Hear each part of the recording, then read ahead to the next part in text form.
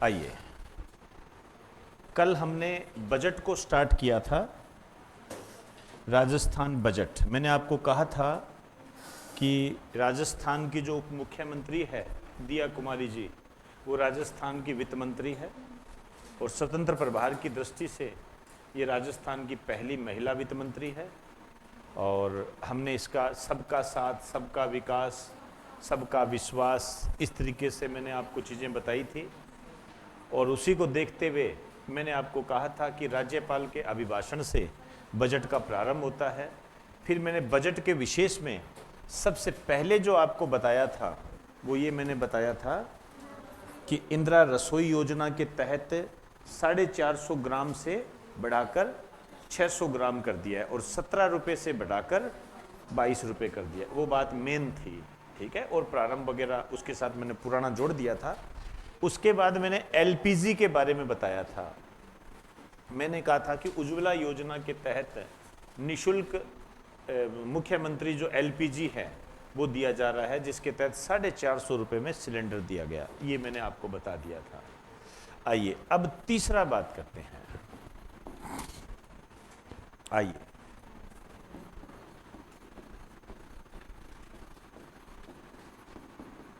Renewable energy,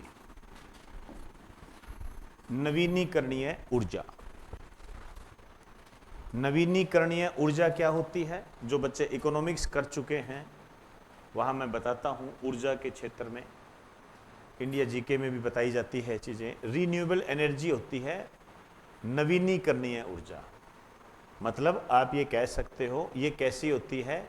गैर परंपरागत, गैर परंपरागत, गैर परंपरागत होती है। जैसे आप इसको ग्रीन एनर्जी भी बोल सकते हो, ग्रीन एनर्जी भी बोल सकते हो।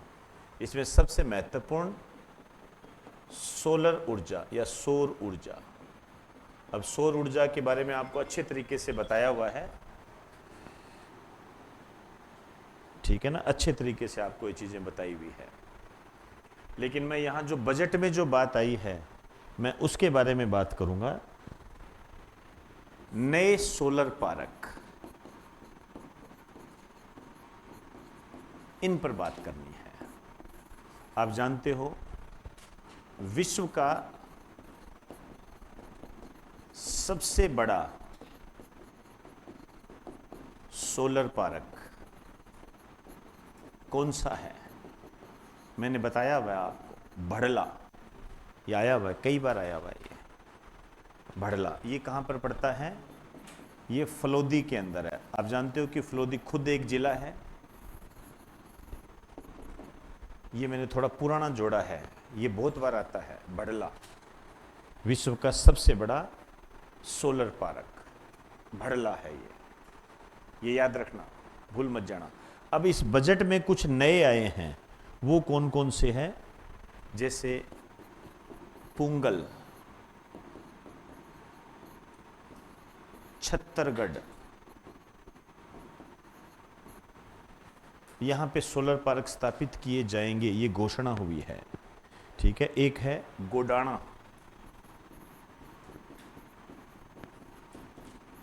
गोडाणा, ठीक है ना। इन 3 स्थानों पर सोलर पार्क बनाए जाएंगे। जैसे बड़ला सोलर पार्क वगैरह है ना, ये यही बना सकते हैं क्योंकि यहाँ सूरज ज़्यादा है। तो पुंगल, छत्तरगढ़ और गोडाणा, यहाँ पर क्या स्थापित किए जाएंगे? सोलर पार्क, नए सोलर। ये महत्वपूर्ण है। ये जो दोनों आप देख रहे हो ये तो है जी आपके बीकानेर में, और ये जो आप देख रहे हो ये है आपका जैसलमेर के अंदर। तो दो, आप ऐसे भी कह सकते हो कि 2 जिलों में सोलर पार्क की घोषणा हुई है। ये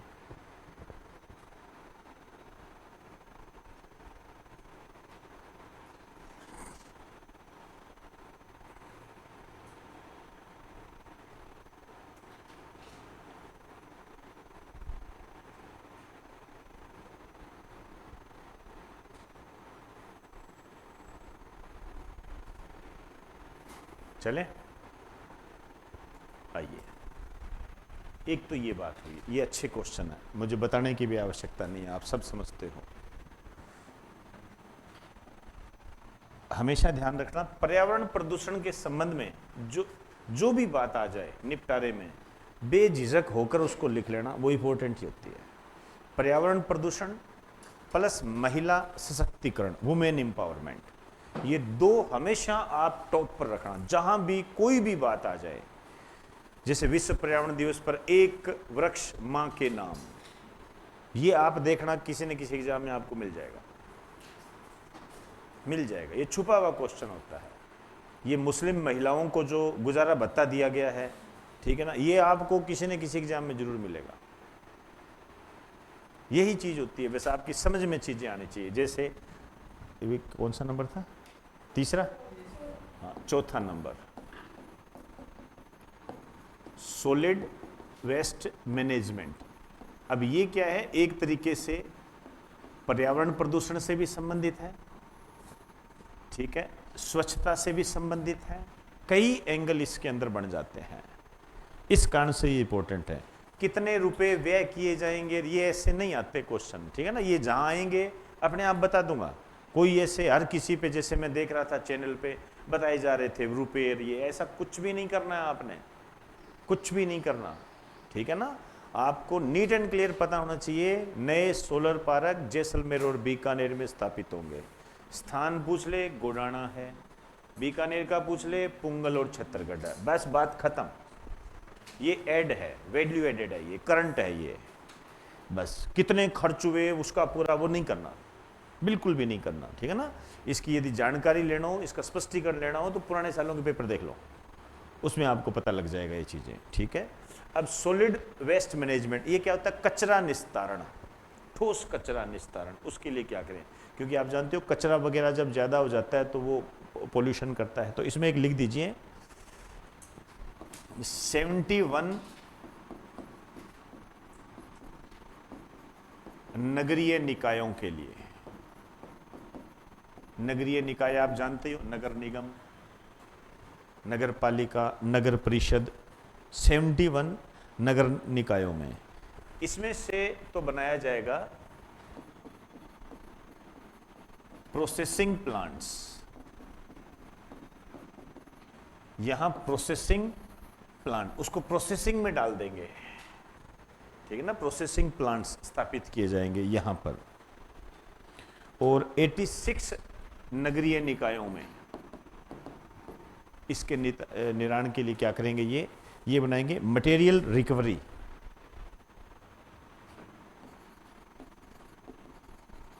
मटेरियल रिकवरी,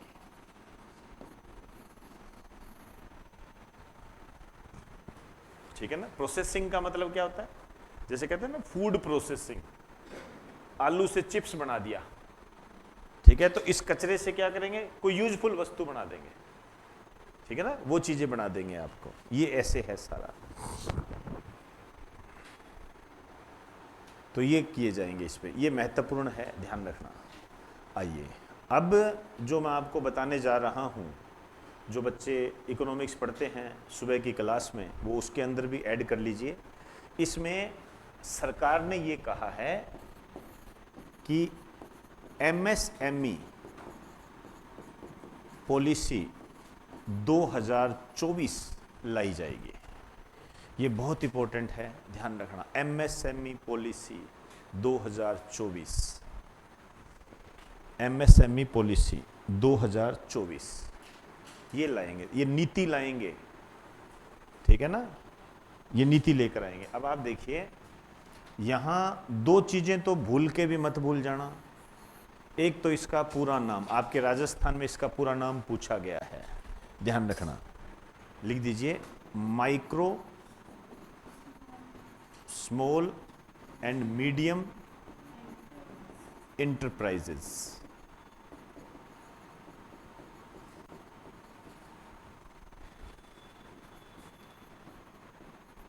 सूक्ष्म, लघु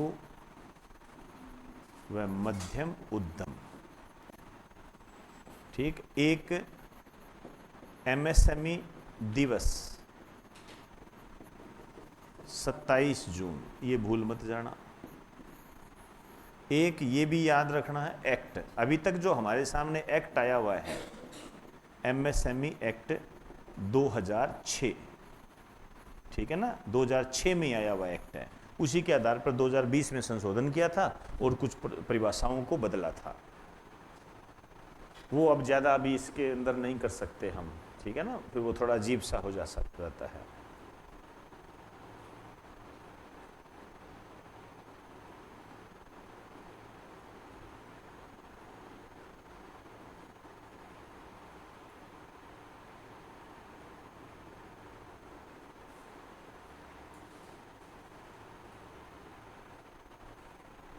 चले आइए,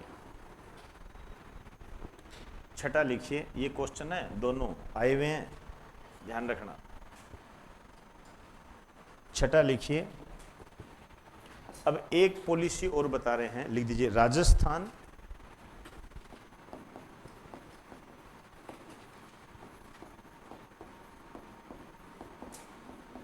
where housing, Rajasthan warehousing and logistic policy.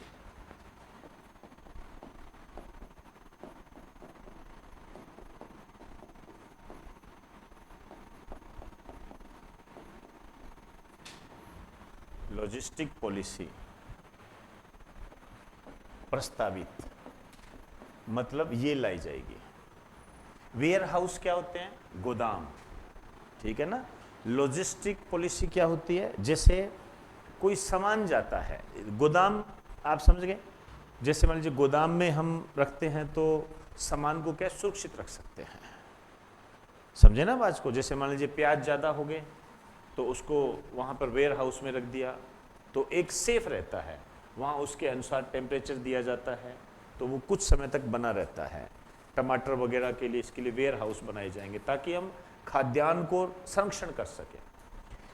एक इसमें यह बताया गया कि ये जो पॉलिसी है, इसमें लिख दीजिए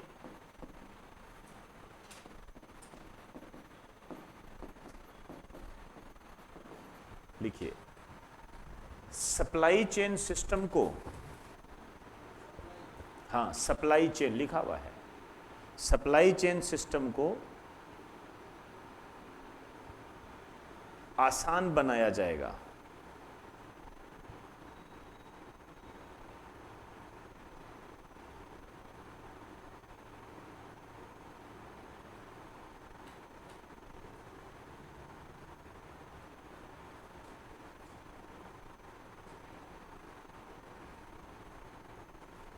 ठीक है। सप्लाई चेन क्या होती है? जैसे गंगानगर के किन्नू को यदि यहां लाना है तो वो चेन बनी रहे, समझे ना। सप्लाई चेन वर्ल्ड लेवल के संबंध में देखोगे तो आप देख लीजिए कई बार ऐसे आता है ना कि लाल सागर में ये जहाज फंस गया, इस कारण से सप्लाई चेन बाधित हो गई। और सप्लाई चेन बाधित होने से क्या है, उन वस्तुओं का मूल्य क्या होता है, बढ़ जाता है। तो अखबारों में न्यूज आती है कि लाल सागर में जहाज फंस गया, इस कारण से सप्लाई चेन बाधित हुई और भारत में पेट्रोल के दाम बढ़ गए। समझे, सप्लाई चेन का मतलब ये होता है। मतलब यदि हर यहाँ गंगानगरी किन्नू तो हो नहीं सकता, ठीक है, तो वो यहाँ कैसे लाया जाए, वो बाधा ना बने, ठीक है। आप ऐसे भी समझ सकते हो, दक्षिण में गेहूं नहीं होता है लेकिन गेहूं वहां सप्लाई तो करना पड़ता है, तो वो सप्लाई कैसे करें सुरक्षित तरीके से, खराब ना हो जाए, वो सप्लाई चेन होती है। क्योंकि यदि वहां पर सप्लाई चेन हमने नहीं किया, यदि केरल से नारियल राजस्थान में नहीं आए तो नारियल यहां महंगे हो जाएंगे, समझे ना बात को। तो सप्लाई चेन को सुगम बनाने के लिए किया गया। नेक्स्ट लिखिए राजस्थान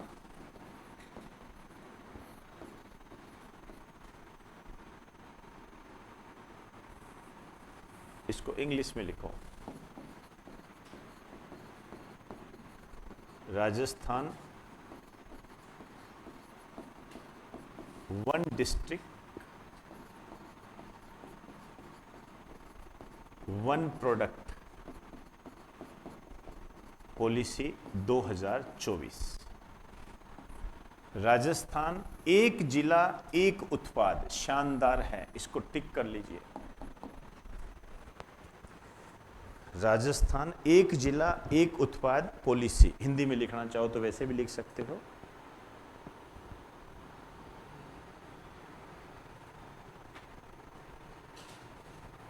ठीक है, इसका उद्देश्य क्या है?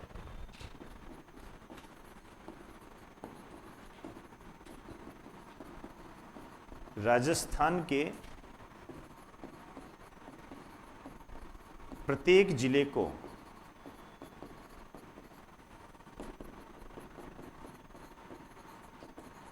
एक्सपोर्ट हब बनाना। राजस्थान के प्रत्येक जिले को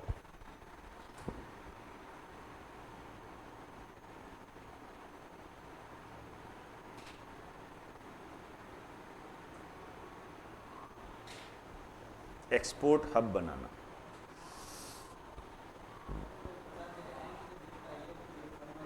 है क्या चीज? किसमें? हाँ तो ठीक है, तो दे रखी है तो पढ़ना पड़ेगा, क्यों नहीं पढ़ना पड़ेगा? वो कैसे, क्यों छोड़ोगे आप?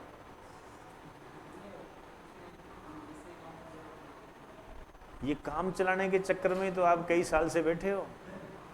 काम नहीं चलाना बेटा, काम चलाने के चक्कर में तो देखो 3 साल हो गए आपको इधर उधर रगड़ाई करते हुए। काम नहीं चलाना बेटा, पढ़ना है इसको। काम क्यों चलाओगे? आइए, ये क्या है भाई? ये क्या चीज है? निर्यात हब, मतलब हर जिला निर्यात करने वाला बनना चाहिए। भाई इकोनॉमी की दृष्टि से तो निर्यात करने वाला ही बढ़िया चीज होती है भाई। जहां से निर्यात ज्यादा होता है वही प्रोग्रेस करेगा। मतलब निर्यात का मतलब है जो वस्तुओं को बेचता है वही है। तो प्रत्येक जिले की अपनी एक क्वालिटी है, अपनी एक क्वालिटी होती है। उस या क्वालिटी, जैसे गंगानगर के किन्नू फेमस है, वो वहां का प्रोडक्ट है।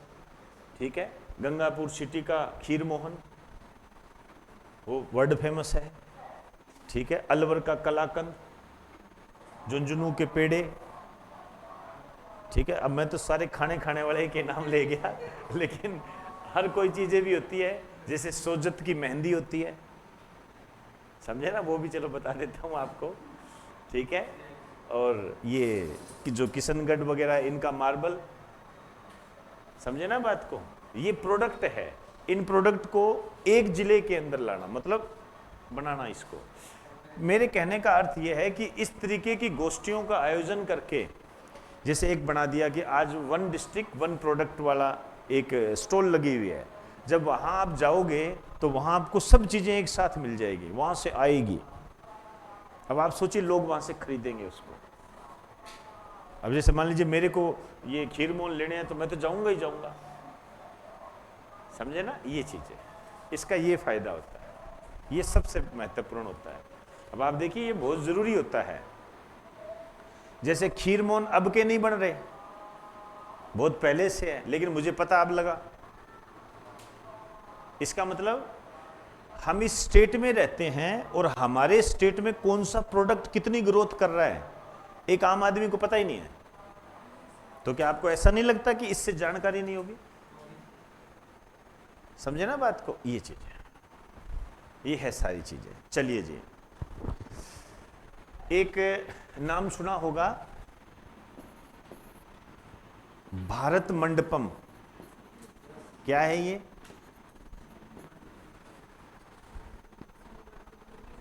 वहां पे जो सम्मेलन वगैरह, तो जैसे G20 की बैठक भारत मंडपम में हुई थी।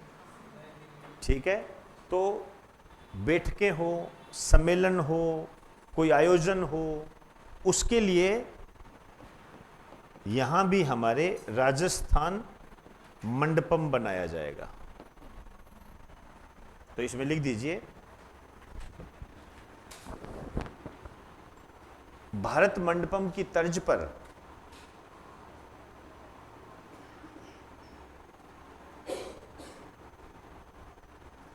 भारत मंडपम की तर्ज पर राजस्थान मंडपम बनाया जाएगा।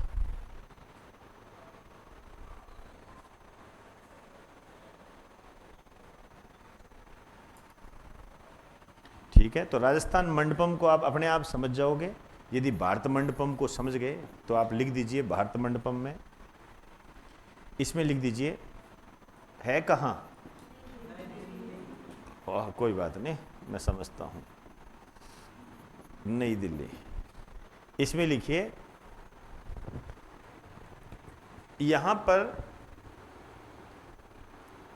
अंतरराष्ट्रीय सम्मेलनों का आयोजन होता है।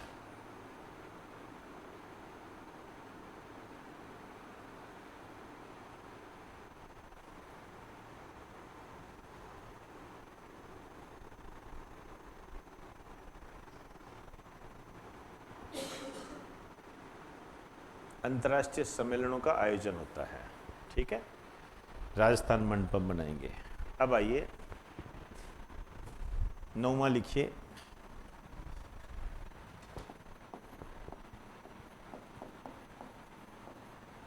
डूंगरपुर में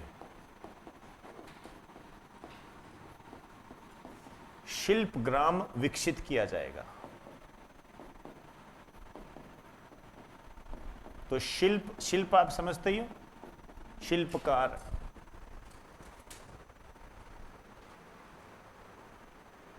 ठीक है, ये विकसित किया जाएगा। बहुत इंपॉर्टेंट है बेटा, टेंशन ही मत रखो। मुझे आप बताइए, क्या आपके ये एग्जाम में नहीं आया हुआ हाथी गांव कहां है? बताइए, आया हुआ है ना? ये आमेर में है बेटा, समझे बात को? ऐसे जो ग्राम बनाए गए हैं, भाई हाथी गांव क्यों है ये? क्योंकि हाथी है यहाँ पर, ठीक है ना, वो महावर वगैरह सब यहाँ रहते हैं और हाथी पर्यटन में भूमिका निभाते हैं। ये उसी तर्ज पर ये क्वेश्चन है कि तो शिल्प ग्राम कहाँ बनाया जाएगा? डूंगरपुर के अंदर। शिल्प ग्राम के संबंध में आप मुझे इसका आंसर जरूर दें। विश्व शिल्प नगरी का दर्जा ये किसे दिया गया है? श्रीनगर है या कोझिकोड है? श्रीनगर, अभी हाल ही में दिया गया है।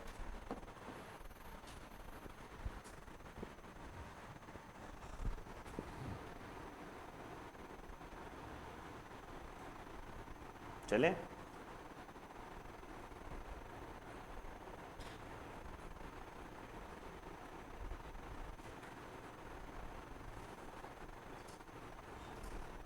चले आइए। ये नाम सुना है आपने, खाबा फोर्ट।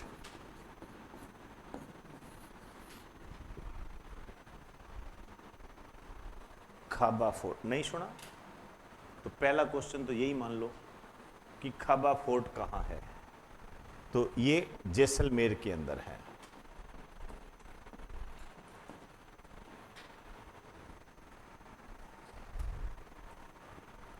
आइए लिख दीजिए, यहां पर कुछ चीजें प्रस्तावित की गई है। फोसिल्स पार्क,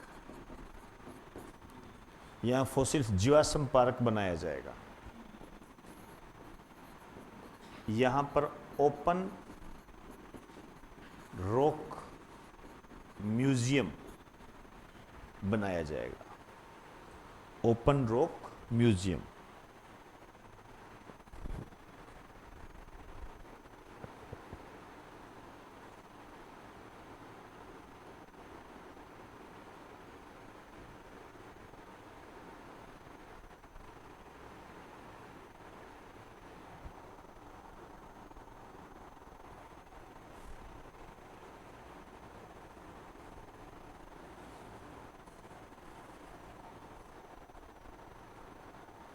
चले,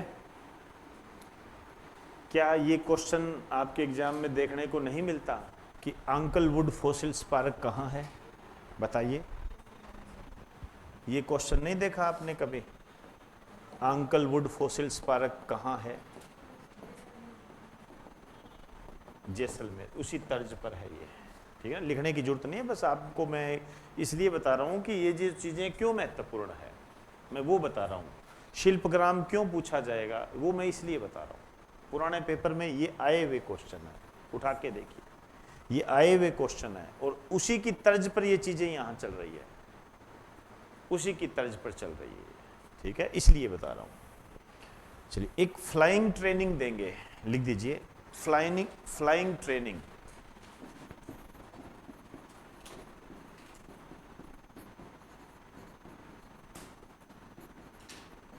सेंटर, फ्लाइंग ट्रेनिंग सेंटर। ये एक तो किशनगढ़ में और एक हमीरगढ़ में, दो में स्थापित किए जाएंगे।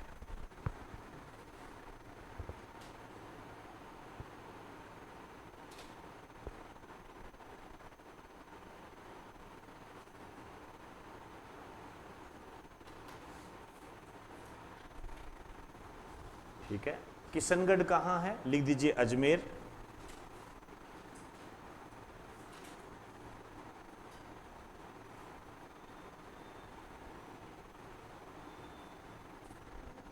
ठीक है, और ये Hamirgarh Bhilwara.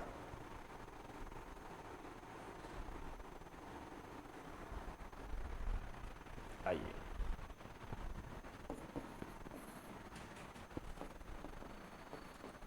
State skill policy.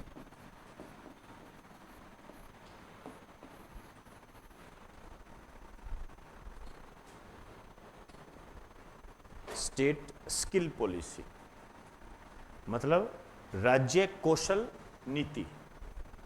ये क्या है, युवाओं के लिए है। मतलब युवा लोग जो है उनके स्किल को डेवलपमेंट किया जाएगा। कैसे स्किल का डेवलपमेंट करें, ये उससे रिलेटेड है ये। ठीक है, ये शब्द पहले भी आया है। एक बहुत महत्वपूर्ण क्वेश्चन है, अभी करंट का है ये। स्किल सेंसस, कौशल जनगणना करवाने वाला भारत का पहला राज्य आंध्र प्रदेश। लिख दीजिए स्किल सेंसस, कौशल जनगणना कराने वाला भारत का पहला राज्य आंध्र प्रदेश।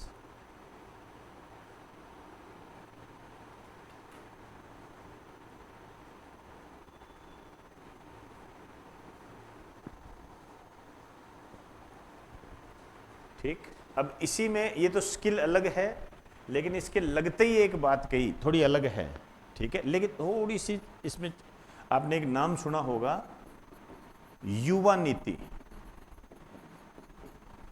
युवा नीति, ठीक है, न्यू यंग पॉलिसी। ये एक है इससे रिलेटेड, लेकिन दोनों अलग अलग है। लेकिन आप इसी के अंदर एक स्टार डाल के लिख दीजिए नई युवा नीति।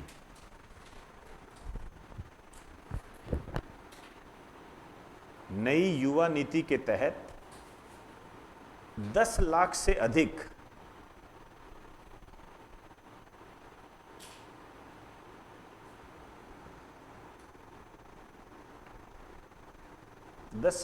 अधिक रोजगार उपलब्ध करवाए जाएंगे।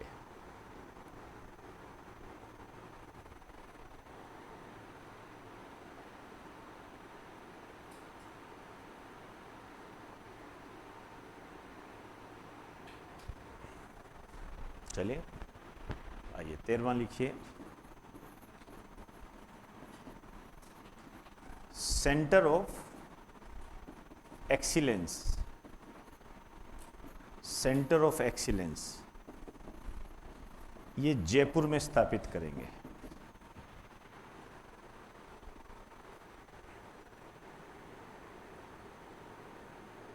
सेंटर ऑफ एक्सीलेंस,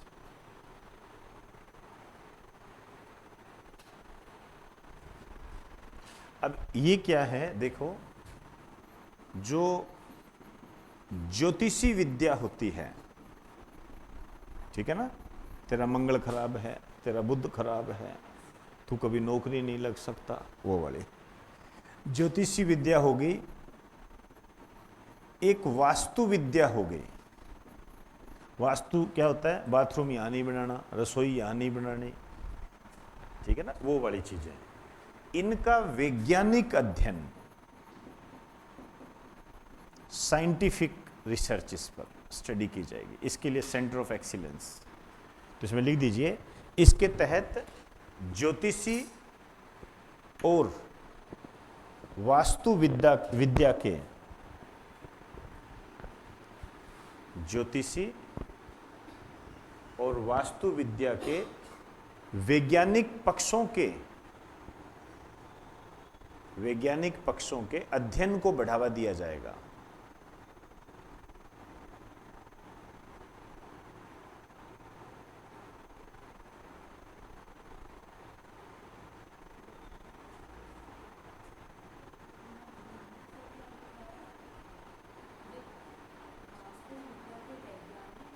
पक्षों पर वैज्ञानिक अध्ययन किया जाएगा। हाँ, वो जो भी है एक ही बात है, अब मेरे कोई वैसे थोड़ी है। वास्तु विद्या के वैज्ञानिक पक्षों पर अध्ययन किया जाएगा। शब्द अलग अलग हो सकते हैं, अर्थ एक ही है। चलें, अब लिखिए 14वां, लिखिए खेल नीति।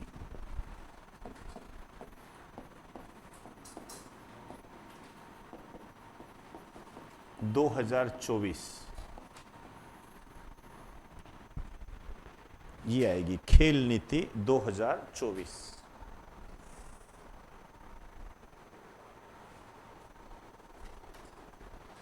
ठीक है। अब ग्राम पंचायत स्तर पर क्या है? ओपन जिम खोले जाएंगे। आप सोच लो क्या होगा।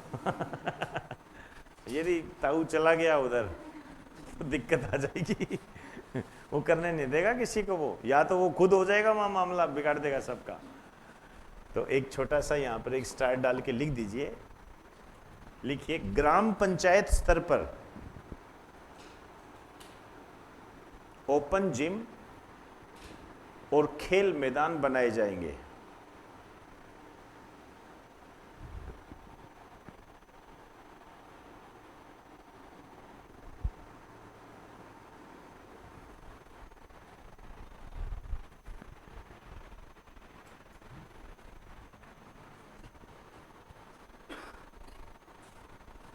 ठीक, आपको लग रहा है कि कोई ऐसा कोई पॉइंट है जो आपके एग्जाम में आने की ताकत नहीं रखता?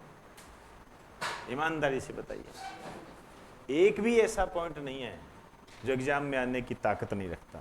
एक भी ऐसा पॉइंट नहीं है, ध्यान रखना ये। और अब जो बताने जा रहा हूं वो तो बहुत ही महत्वपूर्ण है। हमारे यहां पर राज्य युवा महोत्सव मनाया जाएगा। इसकी स्टार्टिंग करेंगे 12 जनवरी से। नहीं पूछा जा सकता राजस्थान युवा महोत्सव कब मनाया जाता है? सोच के देखो, थोड़ा बहुत पेपर यदि पढ़ा भी है तो 12 जनवरी को हमने ये घोषणा की है कि हम प्रत्येक 12 जनवरी को राज्य युवा महोत्सव, ठीक है, राजस्थान युवा महोत्सव भी कह सकते हो, ये मना दोगे। तो ये क्या है? राष्ट्रीय युवा महोत्सव की तर्ज पर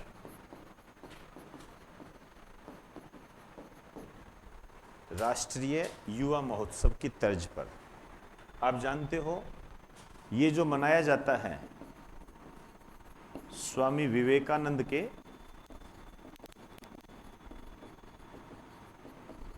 जन्मदिन की स्मृति में।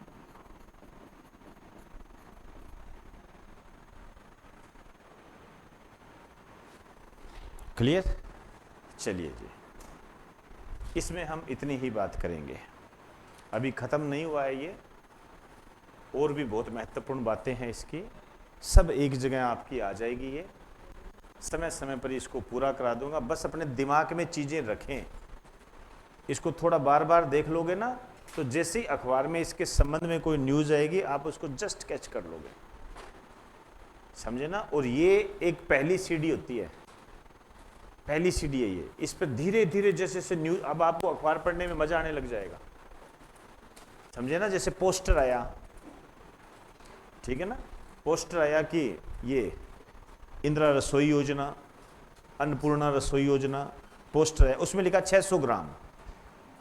तो आपके दिमाग में आएगा अरे नहीं ये अभी बढ़ाया है। आप सोचो क्या डेवलपमेंट हो रहा है, पहले 450 था अब 600 है। पोस्टर लगा देंगे, ये अभी नहीं लगाए थे पहले, इतनी रसोइयां हैं, ठीक है ना, वैसे लगा देंगे। तो जब आप उस पोस्टर को देखोगे हमेशा आपके रिवाइज होता रहेगा वो, और वही क्वेश्चन होते हैं। चलिए